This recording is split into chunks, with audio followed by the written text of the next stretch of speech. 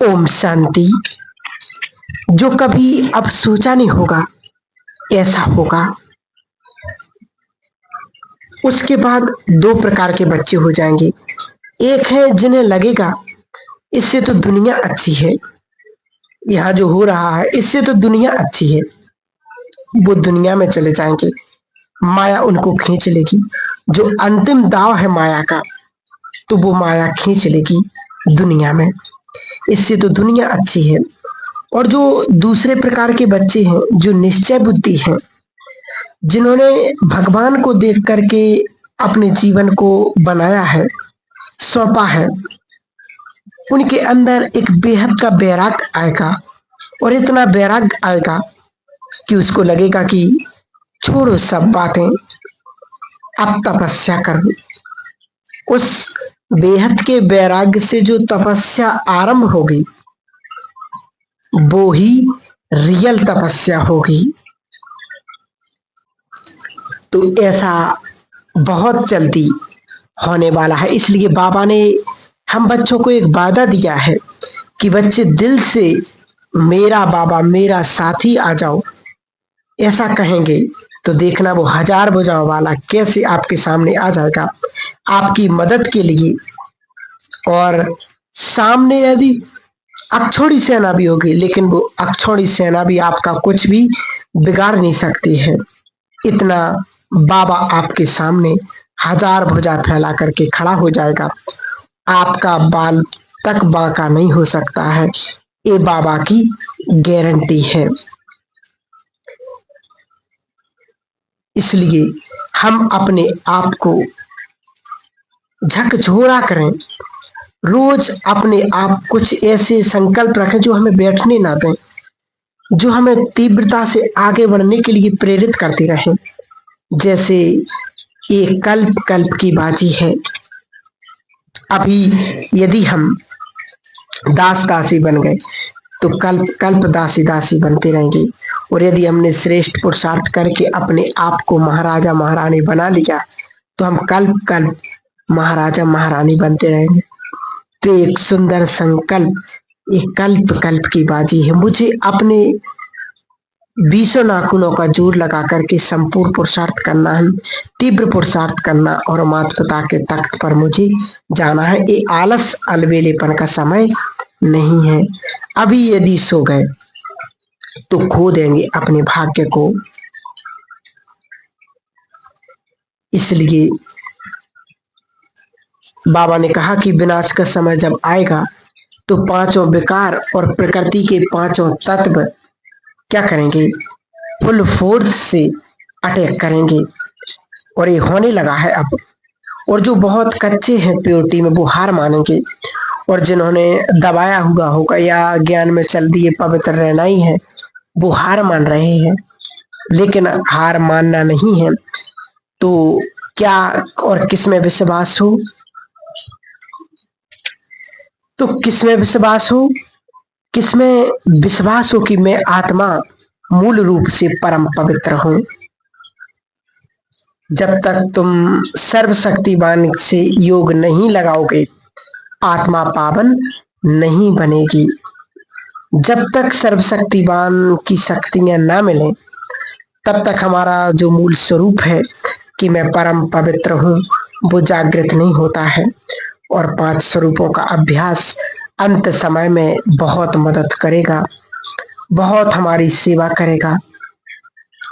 इसलिए बस संकल्प करना है कि जो मुझे चाहिए है, बस वही सोचना है, चाहे सिचुएशन कैसी भी हो, लोग कुछ भी क्यों ना बोलें, लेकिन मेरे को जो चाहिए वैसा मैं अपने को माइंड सेट बनाऊं, और वैसा ही मुझे माइंड करके देगा, ऐसा ही करके देगा जैसा मेरा माइंड सेट है। अगर मैंने माइंड सेट ये बना लिया कि मैं तो बदकिस्मत हूं, मेरी उन्नति होती नहीं है, दुर्भाग्यशाली हूं, दुखी हूं, बीमार हूं, रोगी हूं, तो साक्षात भाग्य विधाता भी यदि भाग्य बनाने आ जाए तो भी चेंज नहीं कर सकता। वेदों का वेदनाथ सुप्रीम सर्जन भी ठीक नहीं कर सकता। इसलिए माइंड सेट पर ध्यान देंगे। जब वो आया है तो वो व्हील चेयर पे आया, और जब वो गया तो वो अपने पाँव से चल करके गया। और सबसे बड़ी बात तो ये है कि जब वो अपने पाँव पर चल करके गया तो डॉक्टर ने उसे बताया कि जो इंजेक्शन है ये सिर्फ ताकत का है। सोचो, तो इतना जब निश्चय होता है, निश्चय करने में होता है, सोचने में, बोलने में, सुनने में या क्लास कराने में नहीं निश्चय होगा। कोई भी जैसे हमारे लिए बहुत पावरफुल क्लास कराते हैं कि बहुत निश्चय नशा चढ़ जाता है, लेकिन वो नशा कर्म में आना चाहिए। निश्चय बुद्धि बनो, बनना इज एक्शंस, थ्योरी नहीं है। और हमको ऐसी ऐसी बातें स्वयं के साथ करनी है जहां पर मुझे मुझसे बाबा पर संपूर्ण निश्चय है या नहीं, उसकी पराकाष्ठा, उसका पेपर मुझे खुद लेना है। माया तो ले भी सकती, ड्रामा भी लेगी, लेकिन खुद को खुद का टीचर बनना है। इसलिए हमें अपने आप को ऐसा बनाना है। इसलिए समय के अनुसार अब हमें वो पुरुषार्थ करना है, क्योंकि समय बहुत तीव्र गति से आगे बढ़ रहा है। और जो कई लोग कहते हैं ना कि देवताओं का जन्म हो चुका है या ब्रह्मा बाबा ने जन्म ले लिया, तो ऐसा नहीं है।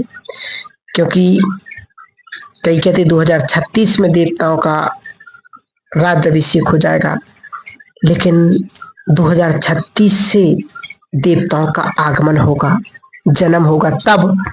देवयुग तब से देवयुग कहलाएगा और देवताएं श्री लक्ष्मी नारायण फर्स्ट गद्दी पर बैठेंगे।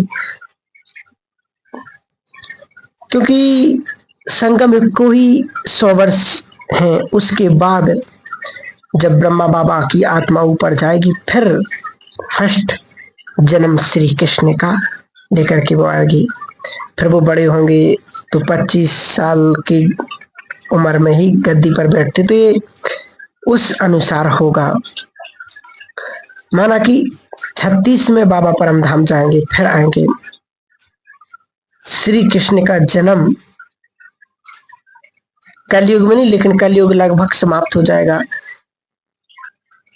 मतलब कलयुग का चिन्ह है जो, वो लगभग समाप्त हो जाएगा। बाबा ने कहा थोड़े बहुत नॉन वीकेज भी रहेंगे और थोड़ी बहुत प्रकृति में हलचल भी चलेगी, वो थोड़ी माइनस। और देवकुल की आत्मा अवतरित होंगी और प्रकृति भी उसके लिए सतो प्रधान चाहिए। इसलिए अब हम सभी बाबा के बच्चों को समय रहते हुए और समय को देखते हुए यही पुरुषार्थ करना है। बाबा ने एक सभी बच्चों को इशारा भी दिया कि बच्चे दुख आए तो बाबा ने कहा तुम सब छोटे बच्चे बन जाओ। माना कि 100 साल के भी बच्चे बन जाओ। बच्चा क्या करता है, जाता है बाहर, कोई ने मारा, कोई ने कुछ किया, तो वहां से आएगा कि मम्मी इसने ये किया, इसने ये किया, और फिर खेलने चला जाएगा, भूल जाता है। तो बाबा भी कहते कि मैं तुम्हारा माँ भी हूँ, बाप भी हूँ, सब कुछ हूँ। मेरे को दे दो ना कि बाबा ये हो गया और खत्म, दिल से निकालो, अंदर नहीं रखना है। अंदर रखने से क्या बीमारी हो जाती, हार्ट की। इसीलिए अंदर नहीं रखो। बाबा बाबा दुख हरता हो ना, तो आप दुख ले लो और बाबा को सौंप करके बिल्कुल निश्चिंत हो जाए। इसलिए तो एक बार बाबा ने कहा भी था कि बड़ी से बड़ी परिस्थिति तो क्या, रावण क्या, रावण का बाप भी यदि आपके सामने आ जाए तो भी आपका बाल भी बांका नहीं कर सकता है। लेकिन साथ ही साथ होना चाहिए। हजार भुजाओं वाला बाबा मेरा साथी है, हर वक्त मेरे साथ है, ये एहसास हर वक्त होना चाहिए। तो फिर देखना आपके जीवन में माना कि गलत भी हो रहा है तो भी आपको दुख नहीं होगा, आपको परेशानी नहीं होगी, आप उस परिस्थिति से पार हो जाएंगे। इसलिए हमें यही करना है कि मेरे जीवन में परमात्मा को अपने जीवन में शामिल करना है। तो इस प्रकार से बाबा को याद करते हुए, तीव्र पुरुषार्थ करते हुए हमें वो उस स्थिति को प्राप्त करना है, क्योंकि बाबा हम सभी बच्चों से भी यही चाहते और समय भी यही चाह रहा और हमें भी वही पुरुषार्थ अब करना है। ठीक है, ओम शांति।